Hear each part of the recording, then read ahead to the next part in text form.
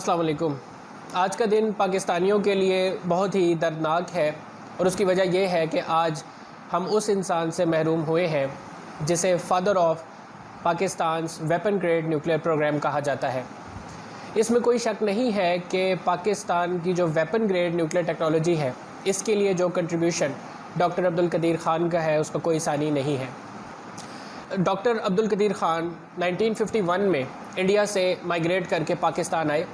जो चीज़ अब्दुल कदीर ख़ान के अंदर शुरू से पाई जाती थी वो उनकी इंटेलिजेंस और पैट्रियोटिज़म है। पाकिस्तान से बेहद मोहब्बत करने वाला इंसान और बेहद इंटेलिजेंट। कराची में आकर उन्हें जिस चीज़ के बारे में पता चला वो एक ऐसी नई फील्ड है जिसमें उस वक्त दुनिया में बहुत काम किया जा रहा था, एंड दैट वाज मेटलर्जी। इनको ये शौक़ पैदा हुआ कि मुझे मेटलर्जी की फ़ील्ड में आगे जाना है। लिहाजा उन्होंने बैचलर्स की डिग्री जो कंप्लीट की तो उनका मेजर सब्जेक्ट उसमें फ़िज़िक्स रहा। उसके बाद उन्होंने 3 साल कराची मेट्रोपॉलिटन में जॉब भी की है और उसके बाद वेस्ट जर्मनी में स्कॉलरशिप के लिए अप्लाई किया, जहां वो पोस्ट ग्रेजुएट प्रोग्राम के लिए चले गए। वहां से फिर वो बेल्जियम गए, जहां से उन्होंने डॉक्टरेट की डिग्री कंप्लीट की है in the field of metallurgy. बाकी बहुत सी खसूसियात के साथ साथ डॉक्टर अब्दुल कदीर ख़ान की एक खसूसियत ये भी थी कि वो बहुत सी ज़बानों में महारत रखते थे एट ए टाइम, और इसी चीज़ की वजह से उस दौर में यूरोप में जहाँ पे एक नई रिसर्च का आगाज़ किया जा रहा था उसमें डॉक्टर साहब को जॉब मिल गई। यहाँ पर मैं आपको ये बात बताता चलूँ कि इससे पहले दुनिया में न्यूक्लियर टेक्नोलॉजी पे जितना भी काम हो रहा था, it was basically plutonium based nuclear technology. ये जो मैनहट्टन प्रोजेक्ट में एक्सपेरिमेंट किया गया और फिर उसके बाद से दुनिया में न सिर्फ यूनाइटेड स्टेट्स बल्कि दीगर ममालिक ने भी न्यूक्लियर टेक्नोलॉजी एक्वायर की है, वो बेस कर रही थी प्लूटोनियम पे। अब जो यूरोप में रिसर्च हो रही थी वो 3 ममालिक ने शुरू की मिलकर, जिसमें जर्मनी, इंग्लैंड और फ्रांस। इन्होंने मिलकर एक इदारा बनाया जिसे यूरेनको का नाम दिया गया। यूरेनको में जिस चीज़ पे काम हो रहा था वो ये है कि हम प्लूटोनियम के बजाय यूरेनियम बेस्ड न्यूक्लियर टेक्नोलॉजी की तरफ आएँ। अब यूरेनियम टेक्नोलॉजी में जो प्रॉब्लम है वो ये है कि यूरेनियम के जो नेचुरल मॉलिक्यूल्स आपको मिलते हैं उसमें 99.3% U-238 पाया जाता है और ओनली 0.7% U-235 पाया जाता है। ये जो U-235 होता है ये है जो वेपन ग्रेड में इस्तेमाल किया जाता है। अब इसमें जो सबसे बड़ा प्रॉब्लम है वो ये है कि आप 99.3% को अलग कैसे करेंगे और उसमें से 0.7% कैसे अलग करेंगे। इसके लिए जिस टेक्नोलॉजी का इस्तेमाल होता है वो है सेंट्रीफ्यूगल टेक्नोलॉजी, यानी सेंट्रीफ्यूज के ज़रिए जो यूरेनियम हेक्साफ्लोराइड है उसको इतनी तेज़ी से रोटेट करवाया जाता है कि उसको 100,000 राउंड्स पर मिनट दिए जाते हैं। 100,000 राउंड्स पर मिनट की स्पीड से रोटेट करते हैं, तो उसका नतीजा ये निकलता है कि U-238 और U-235 सेपरेट हो जाते हैं। अब जनाब यूरेनको में डॉक्टर अब्दुल कदीर ख़ान को as a translator job offer की गई, यानी वहाँ पे डिफरेंट लैंग्वेजेस में मटेरियल आता था। डच लैंग्वेज में आएगा या फ्रेंच में आएगा या जर्मन में आएगा और उसको ट्रांसलेट किया जाता था इंग्लिश में। अब इसका नतीजा ये निकला कि कदीर ख़ान साहब एक साइंटिस्ट भी थे, लेकिन ट्रांसलेशन वहाँ पे जो जितनी भी रिसर्चेस थी उनको ट्रांसलेट करते थे और उन सब चीज़ों का ब्लूप्रिंट जो है वो कदीर ख़ान साहब के माइंड में मौजूद था। इन द मीनवाइल ये इंटेलिजेंस रिपोर्ट्स पाकिस्तान को मिली कि India is moving at a very fast pace towards a nuclear weapon. आपको पता है कि 1960s में इंडिया जो है वो कोल्ड टेस्ट कर चुका था। अब जो है वो जा रहे थे न्यूक्लियर हॉट टेस्ट की तरफ। जब हमें इस चीज़ की रिपोर्ट्स मिली तो यहाँ से शुरू होता है पाकिस्तान के nuclear weapon grade nuclear programme का आगाज़, और वो हुआ है मुल्तान मीटिंग से जो 1972 में हुई। ये जनाब बड़ा ही इंटरेस्टिंग इवेंट है जो जुल्फ़िकार अली भुट्टो ने अरेंज करवाया। Basically it was a secret meeting जिसको मुल्तान में रखा गया था, और वहाँ पे पाकिस्तान एटॉमिक एनर्जी कमीशन के चेयरमैन समेत दीगर जो साइंटिस्ट हैं वो वहाँ पे मौजूद थे। और भुट्टो साहब ने वहाँ पे ये डिस्कस किया था कि हम न्यूक्लियर वेपन कितने सालों में एक्वायर कर सकते हैं।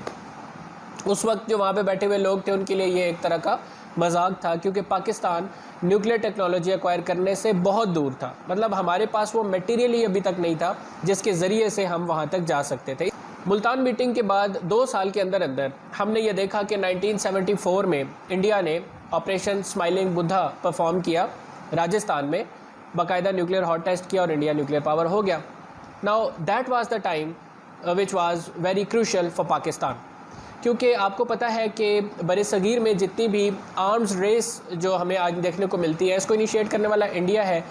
इसी तरह साउथ एशिया को न्यूक्लियर वेपन्स जो है साउथ एशिया में लाने का बाइस अगर कोई कंट्री बना है तो वो भी इंडिया है। जाहिर है कि जब दो कंट्रीज़ एक दूसरे के एनिमी होते हैं और बैलेंस ऑफ पावर का कंसेप्ट भी हम जानते हैं, जब भी उनमें से एक एक्वायर करेगा तो दूसरा उसको लाजमी एक्वायर करने की कोशिश करेगा। पाकिस्तान ने अपनी एफ़र्ट्स को तेज़ कर दिया, लेकिन इस वक्त जब ऑपरेशन स्माइलिंग बुद्धा हुआ तो डॉक्टर अब्दुल कदीर ख़ान ने बेल्जियम से जुल्फ़िकार अली भुट्टो को लेटर लिखा। वो लेटर जब इनको मौसूल हुआ तो उस वक्त जुल्फ़िकार अली भुट्टो के साथ पाकिस्तान के फ़ॉरेन मिनिस्टर आगा शाही, इंटीरियर मिनिस्टर कौसर न्याजी, ये लोग मौजूद थे। जब लेटर पढ़ा तो शुरू में जाहिर है कि उनको इस बात पे यकीन नहीं आया कि कोई ऐसा हो सकता है जो ये दावा कर रहा है कि मैं पाकिस्तान को न्यूक्लियर वेपन बना के दे सकता हूँ। उसके बाद पाकिस्तान इंटेलिजेंस एजेंसीज़ को ये टास्क दे दिया गया और उन्होंने 1 साल तक रैकी की। प्रॉपर सिक्योरिटी के बाद उन्होंने प्राइम मिनिस्टर साहब को ये पैगाम दिया कि जो कुछ भी वो कह रहे हैं वो ठीक है, he is just an academic. लिहाजा अब्दुल कदीर ख़ान पाकिस्तान वापस आए। पाकिस्तान आने के बाद उनको एटॉमिक एनर्जी कमीशन में कुछ अरसा जो है वो लगाया गया, लेकिन एटॉमिक एनर्जी कमीशन के जो चेयरमैन हैं मुनीर अहमद ख़ान, उनके साथ उस तरह से प्रॉपरली कोलैबोरेशन नहीं बन सकी। उसकी जो बुनियादी वजह है वो यही थी कि जिस टेक्नोलॉजी की तरफ कदीर ख़ान साहब जाना चाहते थे उसके लिए अभी पाकिस्तान एटॉमिक एनर्जी कमीशन तैयार नहीं था, मेंटली भी तैयार नहीं थे। इन्होंने भुट्टो साहब को बताया कि इस तरह तो मैं यहाँ पे काम नहीं कर सकता। भुट्टो साहब ने इनको ये कहा कि हम आपको एक अलग इदारा बना के देते हैं, जो टेक्नोलॉजी आपके पास है आप उसके ज़रिए से काम करें, हमें ये चाहिए कि हमारा मकसद जो है वो पूरा होना चाहिए। आपने कहा कि आप जल्द अज जल्द पाकिस्तान को वेपन ग्रेड न्यूक्लियर प्रोग्राम मुहैया कर सकते हैं, you should do that. Kahuta में इस इदारे की बुनियाद रखी गई जिसका नाम कहूटा रिसर्च लेबॉर्ट्रीज़ है। कुछ इंजीनियर्स कुछ साइंटिस्ट और इंजीनियर्स डॉक्टर अब्दुल कदीर ख़ान ने ख़ुद नामज़द किए कि मुझे एटॉमिक एनर्जी कमीशन से ये लोग दे दिए जाए, और उसके ज़रिए उन्होंने काम शुरू किया। अब यहाँ पे जो बात इंटरेस्टिंग है वो ये है कि कदीर ख़ान साहब ने सिर्फ सेंट्रीफ्यूगल टेक्नोलॉजी एक्वायर करने पे काम नहीं किया, उन्होंने उसके साथ साथ कहूटा में वर्कशॉप्स भी बनाई कि आज जो पाकिस्तान को चीज़ें इंपोर्ट करनी पड़ रही हैं, ऐसा ना हो कि कल पाबंदी लग जाए और आप इंपोर्ट ना कर सकें, वो पाकिस्तान यहाँ बनानी शुरू कर दे। इसमें क्या होता था, इसके लिए डॉक्टर अब्दुल कदीर ख़ान साहब ने अपने पर्सनल लिंक्स को यूज़ किया जो यूरोप में भी थे, अमेरिका में भी थे, और इनके अपने पर्सनल कॉन्टैक्ट्स थे थ्रू आउट द लाइफ जो उन्होंने वहाँ पे गुजारी है उस अरसे में। उन कॉन्टैक्ट्स को यूज़ किया और जो भी मशीन मंगवाई जाती थी, जिस रास्ते से भी मंगवाई जाती थी, उस मशीन के साथ उसका ब्लूप्रिंट भी मंगवाया जाता था ताकि उसी तरह की मशीन को पाकिस्तान में उसी वर्कशॉप में डिज़ाइन किया जाए। ये बिल्कुल वही बात जो मैंने शुरू में की थी कि Abdul Qadeer Khan was not only a patriot, he was a very intelligent man, he was a wise man, जो ये फोरसी कर सकते थे कि इसके अंजाम क्या हो सकता है। उन्होंने सिर्फ पाकिस्तान का न्यूक्लियर प्रोग्राम बनाया नहीं है, उसको मेंटेन भी किया है, उसको सेफ गार्ड भी किया, उसकी सेफ्टी और सिक्योरिटी को भी इंश्योर किया। और यही वो चीज़ है जो इस वर्कशॉप से आपको पता चलती है। जो वर्कशॉप्स वहाँ पे बनाई गई वो इसलिए थी, जो भी इक्विपमेंट बाहर से आता था उसकी कॉपी वहाँ पे तैयार कर ली जाती थी ताकि लेटर ऑन हमें वहाँ से ना मंगवाना पड़े, हम पाकिस्तान में ही उसको बना सकें। अब जनाब जैसे जैसे वक्त आगे बढ़ता गया, यूनाइटेड स्टेट्स को ये पता चला, इंडिया को सबसे ज़्यादा इस चीज़ का प्रेशर था। इंडिया की तरफ से बार बार रिपोर्ट्स जो है वो यूनाइटेड स्टेट्स और सोवियत यूनियन को भेजी जा रही थी कि Pakistan is very close, Pakistan मुसलसल इस टेक्नोलॉजी पे काम कर रहा है, they are going to acquire a nuclear weapon. अच्छा, वेस्ट में जब ये खबर पहुँची है मतलब यूरोप में, तो उन लोगों को इस बात पे यकीन नहीं आया, बल्कि वो इस बात पे हंसते थे कि पाकिस्तान इतना पैसा, इतने डॉलर्स जो है $मिलियन खर्च कर रहे हैं इन मशीनों पे जिनका इस्तेमाल भी उनको नहीं आता, तो ठीक है करने ले, मशीनों को जंग लग जाएगा, पैसा उनका ज़ाया हो जाएगा, हमें क्या परवाह। यानी वहाँ कोई ये सोच भी नहीं सकता था कि पाकिस्तान में कोई ऐसा माइंड मौजूद है जिसको ये पता है कि इन मशीनों को कैसे यूज़ करना है, जिसको ये पता है कि इस इक्विपमेंट को कहाँ यूटिलाइज़ करेंगे तो क्या होगा। अब इसके साथ साथ क्या था कि जैसे जैसे हम न्यूक्लियर वेपन को एक्वायर करने के करीब होते जा रहे थे, वैसे वैसे सिक्योरिटी थ्रेट्स भी बढ़ते जा रहे थे। और ये थ्रेट्स जब यूनाइटेड स्टेट्स तक भी पहुँचे तो आपने देखा कि अमेंडमेंट्स की सूरत में जो लेटर ऑन आती रही है, यानी समैंगटन अमेंडमेंट या ग्लेन अमेंडमेंट है या प्रेसलर अमेंडमेंट जो बाद में भी आती रही, इनका आगाज़ 1977 में ही हो गया था, कहूटा रिसर्च लेबॉर्ट्रीज़ बनने के साल के अंदर अंदर, कि पता था उनको कि पाकिस्तान इस पे काम कर रहा है और सैंक्शंस लगा दी गई थी, लेकिन काम उसी तरीके से जारी रहा। It was in the year 1978 1977 में आपको पता है पॉलिटिकल टर्मोइल हो गया था, मार्शल लॉ लग गया, भुट्टो साहब को जेल में डाल दिया गया। The only thing that was the concern of Zulfikar Ali Bhutto at that time was where is the progress of Kahuta. जब भी भुट्टो साहब से कोई मुलाकात करने के लिए गया है, उन्होंने यही एक सवाल किया है कि कहूटा में प्रोग्रेस कहाँ तक पहुँची है, डॉक्टर अब्दुल कदीर ख़ान कहाँ तक पहुँचे। And it was in the year 1978, 4 अप्रैल 1978, भुट्टो साहब की फांसी से ठीक 1 साल पहले की बात है, जब पाकिस्तान ने अपना पहला P1 डिज़ाइन उसका एक्सपेरिमेंट किया और वो सक्सेसफुल रहे। वो लिखते हैं कि doctor Abdul Qadeer Khan ran towards Zulfikar Ali Bhutto और उन्होंने उनको जाके बताया, और 75 का जिक्र किया जब पहली बार भुट्टो साहब से मुलाकात हुई थी। उन्होंने कहा था कि I can provide you the nuclear weapon. वो उन्होंने जाके बताया कि आज हमारा पहला सेंट्रीफ्यूज जो है उसका टेस्ट किया गया है एंड इट वाज सक्सेसफुल। अच्छा, इसी दौर में ये जो सारा पीरियड है भुट्टो साहब का ज़माना 72 से लेके ऑनवर्ड्स, इसमें एक साइट की सिलेक्शन की गई थी कि हम जो न्यूक्लियर टेस्ट करेंगे तो हम कहाँ करेंगे। चागी बलूचिस्तान में उसका इंतखाब किया गया और उस पहाड़ के अंदर जो 300 फीट की टनल्स खोदी गई। ये जो 300 फीट की टनल्स हैं ये इस तरह से जिग जैग खोदी गई हैं, यानी सीधी नहीं है बल्कि वो जिग जैग खोदी गई। और इनको खोदने के बाद जिस दिन इसका एक्सपेरिमेंट किया गया था उसमें वहाँ पे डेटोनेटिंग डिवाइस को इंसर्ट करने के बाद ये किया गया कि उसमें उसको बाकायदा पैक कर दिया गया, यानी 1000 बैग्स जो हैं वो सैंड के और 500 बैग्स सीमेंट के, और उनको गीला करके उन सारी टनल्स को भर दिया गया ऊपर तक। 1979 में आपको पता है कि रशियंस जो हैं वो अफ़गानिस्तान में आ गए and now United states needed Pakistan. उसमें CIA ने और ISI ने मिलकर कोलैबोरेशन में काम करना शुरू कर दिया। इस कोलैबोरेशन का फ़ायदा पाकिस्तान के न्यूक्लियर प्रोग्राम को इस तरह से हो गया कि यूनाइटेड स्टेट्स वाज अवेयर कि पाकिस्तान क्या कर रहा है। CIA की रिपोर्ट्स बार बार स्टेट डिपार्टमेंट में भेजी जाती लेकिन वहाँ से रिजेक्ट कर दी जाती थी because United states needed Pakistan. तो ये जो वाक़या हुआ है इससे एक तरह से पाकिस्तान को कवर प्रोवाइड कर दिया गया। जब यूनाइटेड स्टेट्स की तरफ से कवर प्रोवाइड कर दिया गया तो जाहिर है किसी और ने उस पर क्या कहना था। इंडिया ने कई दफ़ा ये सीक्रेटली प्लान किया कि पाकिस्तान की न्यूक्लियर साइट्स पे जो है वो स्ट्राइक किया जाए, और ये प्रेशर ख़ास तौर पे उस वक्त बढ़ गया था जब इज़राइल ने 1981 में इराक़ पे अटैक किया। आपको पता है कि 1981 में इराक़ में ओज़िरैक न्यूक्लियर पावर प्लांट पे इज़राइल ने अटैक किया और उसका सत्यानाश कर दिया। अब इज़राइल और इंडिया की कोलैबोरेशन से अटैक प्लान किया जा रहा था पाकिस्तान में, स्पेशली ऑन कहूटा। इसी वजह से आप देखेंगे कि 81 में या 82 में डॉक्टर अब्दुल कदीर ख़ान ने जो बयान दिए हैं न्यूज़पेपर्स में वो ऐसे ही हैं कि हमारे पास न्यूक्लियर वेपन्स मौजूद हैं और अगर किसी ने इस चीज़ में किसी तरह का भी तजर्बा करना है तो वो करके देख लें। और ये बात सच साबित हो गई जब 1983 में पाकिस्तान ने न्यूक्लियर कोल्ड टेस्ट परफॉर्म किया and we were successful. Sargodha में आपको पता है कि अंडरग्राउंड ये तजर्बा किया गया न्यूक्लियर कोल्ड टेस्ट का ज़ाउल हक की सरकर्दगी में एंड इट वाज सक्सेसफुल। 83 के बाद पाकिस्तान किसी भी टाइम न्यूक्लियर हॉट टेस्ट कर सकता था, but we were waiting for India. जैसे मैंने पहले बात की कि चाहे आर्म्स रेस की बात हो या चाहे न्यूक्लियर टेक्नोलॉजी की बात हो, चाहे वेपन्स ग्रेड की बात हो, सब में इंडिया ने पहल की है तो पाकिस्तान ने फॉलो किया। अब जनाब इसके बाद ये हुआ कि पाकिस्तान एटॉमिक एनर्जी कमीशन और KRL के दरमियान जो है वो काफ़ी सारे क्लैशेस और कंट्रोवर्सीज़ हैं जो मंजर आम पर आनी शुरू हो गई। काम दोनों का एक ही था, वो भी पाकिस्तान के न्यूक्लियर प्रोग्राम की तरफ जा रहे थे और कहूटा रिसर्च लेबॉर्ट्रीज़ भी अपने तौर पे काम करते जा रहे थे। उस टेक्नोलॉजी में भी बहुत एडवांसमेंट आ चुकी थी, इनके पास भी एडवांसमेंट आ चुकी थी। करते करते हम पहुँचते हैं जी साल 1998 तक।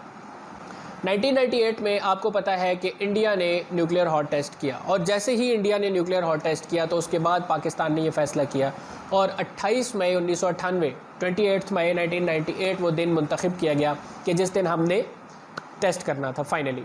इस टेस्ट के लिए chairman Pakistan atomic energy commission और एटॉमिक एनर्जी के दीगर जो सीनियर अफसरान हैं वो भी शामिल हुए, डॉक्टर समर मुबारक मंद भी शामिल हुए और डॉक्टर अब्दुल कदीर ख़ान को ग़ुलाम इसहाक़ ख़ान की स्पेशल रिक्वेस्ट पे जो है वो शामिल किया गया।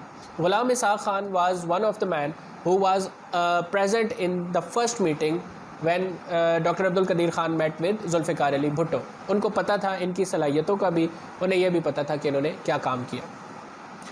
28 मई 1998 को सबसे पहले जो है वो ये किया गया कि जो इंटरनेशनल सिस्मिक वेव्स का सिस्टम है उसको पाकिस्तान की तरफ से शट ऑफ कर दिया गया इन द मॉर्निंग आवर्स।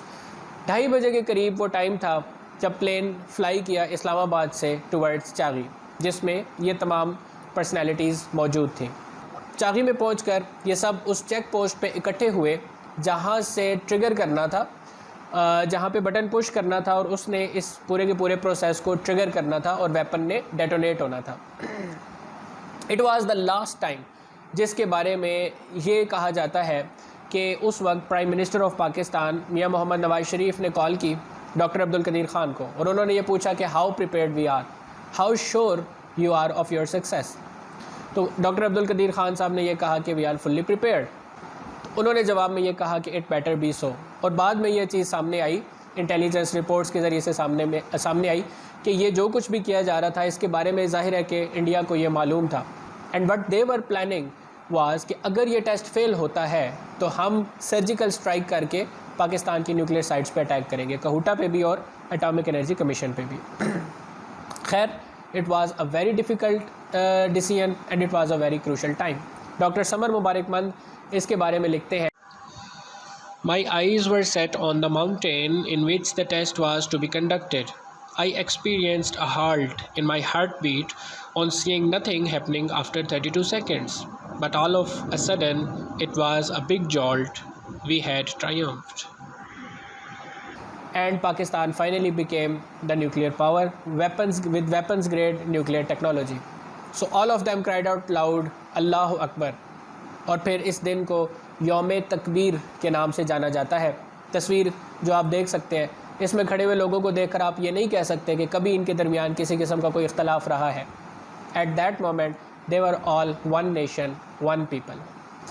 इसके बाद एक इल्ज़ाम ये लगाया जाता है कि प्रोलिफरेशन के हवाले से डॉक्टर अब्दुल कदीर ख़ान ने बहुत काम किया। एक नज़रिया मैं आपको बताता चलूँ ख़ान साहब के, बल्कि दो नज़रियात मैं यहाँ पे बयान करूँगा। पहला नज़रिया डॉक्टर अब्दुल कदीर ख़ान का ये था कि वो कंट्रीज़ जो न्यूक्लियर वेपन एक्वायर कर चुके हैं, नॉन प्रोलिफरेशन ट्रीटी के बानियान तो वही कंट्रीज़ हैं, वो कहते हैं वो कंट्रीज़ जो न्यूक्लियर पावर एक्वायर कर चुके हैं वो कैसे ये कह सकते हैं कि अब किसी और कंट्री के पास ये पावर नहीं होनी चाहिए, number one. Number second, western countries या न्यूक्लियर पावर्स ये जानते हैं कि this is a weapon of deterrence. वो यही बयान करते हैं ना कि this is a weapon of deterrence. अगर डेटरेंस के लिए ही है तो फिर ऐसा क्यों है कि सिर्फ आपके पास होना चाहिए, किसी और के पास नहीं होना चाहिए। तीसरी बात वो ये किया करते थे कि यूनाइटेड स्टेट्स ये कहता है कि अगर ज़्यादा लोगों के पास, ज़्यादा कंट्रीज़ के पास न्यूक्लियर वेपन होगा तो world will not be safer, safe नहीं रहेगी दुनिया, क्योंकि कंट्रीज़ इररिस्पॉन्सिबिलिटी का मुजाहरा कर सकते हैं। कह रहा कौन है? यूनाइटेड स्टेट्स, जो दुनिया में वो वाहिद मुल्क है जिसने न्यूक्लियर वेपन एक्चुअली यूज़ किया है अगेंस्ट जापान इन 1945 हिरोशिमा और नागासाकी पे। और चौथी बात वो ये करते थे कि अगर देखा जाए दुनिया में टोटल जितने भी टोटल दुनिया में ममालिक हैं जो न्यूक्लियर पावर है, उनमें इस्लामी न्यूक्लियर पावर अगर है तो वो कोई एक ही है, पाकिस्तान। और एक बहुत ही इंटरेस्टिंग बात मैं आपको बताता हूँ कि it was not only for Pakistan. जिस दिन पाकिस्तान ने न्यूक्लियर हॉट टेस्ट किया है 28 मई 1998 को, उस दिन सिर्फ पाकिस्तान में ही इसकी खुशी नहीं मनाई जा रही थी। उस दिन ईरान में कहा जा रहा था कि अब हमें अमेरिका का कोई खौफ नहीं है। उस दिन अफ़गानिस्तान में कहा जा रहा था कि अब हमें रशिया का कोई खौफ नहीं है। उस दिन फ़लस्तीन में कहा जा रहा था कि अब हमें इज़राइल का कोई खौफ नहीं है, because now one of us is a nuclear power. मैं ये समझता हूँ कि डॉक्टर अब्दुल कदीर ख़ान का जो कंट्रीब्यूशन है वो सिर्फ़ और सिर्फ पाकिस्तान के लिए नहीं बल्कि पूरी इस्लामी दुनिया के लिए, या यूँ कहें कि थर्ड वर्ल्ड कंट्रीज़ के लिए एक ऐसा कंट्रीब्यूशन है जिसका नेमुल बदल इस दुनिया में आपको दोबारा नहीं मिलेगा। आप लोगों से यही गुजारिश करूंगा कि पाकिस्तान के न्यूक्लियर प्रोग्राम को ज़्यादा से ज़्यादा स्टडी करें और ख़ास तौर पे डॉक्टर अब्दुल कदीर ख़ान की पर्सनैलिटी को स्टडी करें। हम जो कुछ उनके लिए कर सकते हैं वो एटलीस्ट इतना है कि हमें पता हो कि अब्दुल कदीर ख़ान कौन है, उन्होंने पाकिस्तान के लिए क्या किरदार अदा किया है, और आने वाली नस्लें भी इस चीज़ से वाकिफ़ हो सकें।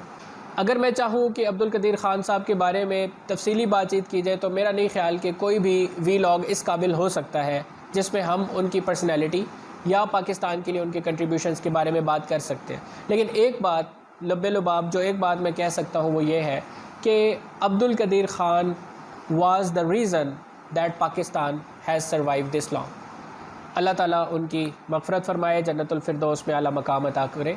दुआ में याद रखिएगा। अल्लाह हाफ़िज़।